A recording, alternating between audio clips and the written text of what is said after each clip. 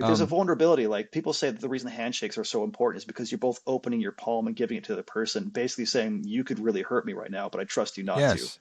Yeah. I think the definition of vulnerability, as I work with my patients, the definition of vulnerability is the ability to get hurt. You are Hmm. able to get hurt. So if you have another man come up, and even if he like puts his hand on your shoulder and he's like, "Man, it's good to see you." His hand on your shoulder in any other context could have been seen as an aggressive move. You Hmm. could brush it off, you could move away, you could say, "Get away from me." But if you accept it and you make yourself vulnerable, that's a true connection. That is something everybody needs. Absolutely.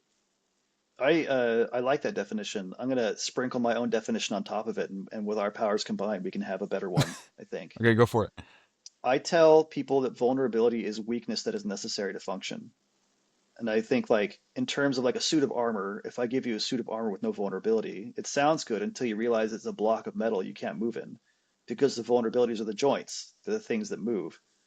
And when you phrase it that way, like, well, yeah, I'd like my armor to have some built-in vulnerabilities because it lets me look around. I can move my head. Yes, something can hit the sliding point of the plates and get in, but like it also increases my ability to get away from danger.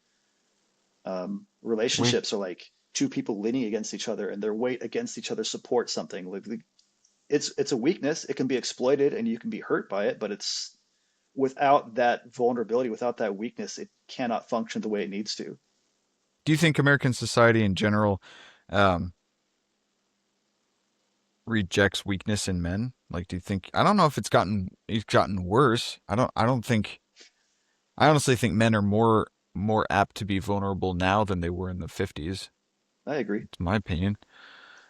I I don't know that I would say I don't know. I feel like you hear a lot more men talking about wanting to be vulnerable and wanting to be emotionally open.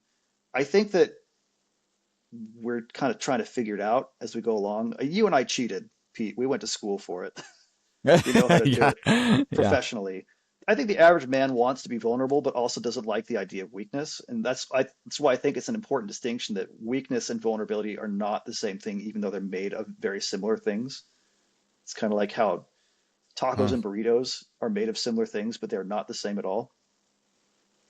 I think I think it feels to me like people are moving away, men in particular, moving away from being afraid of that kind of vulnerability. But I also feel like they don't know how to do it, and so they kind of Yes, yes, exactly, exactly. yeah. I'm going to read to you. Of course, I'm the guy with all the You're so papers. excited with the studies. I'm so sorry. Yeah, it's just it goes into perfectly what you're talking about. All right, so this is March 2023 in shoot. It's in the journal called Population Health. Um, Using 2003 to 2020 American Time Use Survey, the study finds that nationally, social isolation increased. Social engagement with family, friends, and others, like roommates, neighbors, blah, blah, blah, decreased. So social Hmm. engagement decreased, social isolation increased. And companionship, shared leisure, and recreation decreased. Analysis shows that the pandemic exacerbated upward trends in social isolation and downward trends in non household social engagement. However, household family social engagement and companionship shows signs of progressive decline years prior to the pandemic. Hmm. Yeah, at a pace So does that not. mean that the pandemic forced families to actually care about each other again? Is that Uh, no, it was engagement was showing signs of progressive decline prior to the pandemic. So the but then the pandemic, pandemic happened and shoved everything back together? no, nothing changed. Oh, It was going down before the pandemic. So what they're saying is, yeah, the study was done in 2023. The pandemic is seen as like this huge social isolating factor, but these trends were noticed before the pandemic. oh, So what you were interesting. saying was that men are more willing to be vulnerable since the 50s. We're not required by gender roles maybe as much to be stoic and be on our silver horse as much, and yet we don't know how to be the other way. We don't know Yeah. how. Our social isolation is increasing. Our engagement outside of our family is decreasing.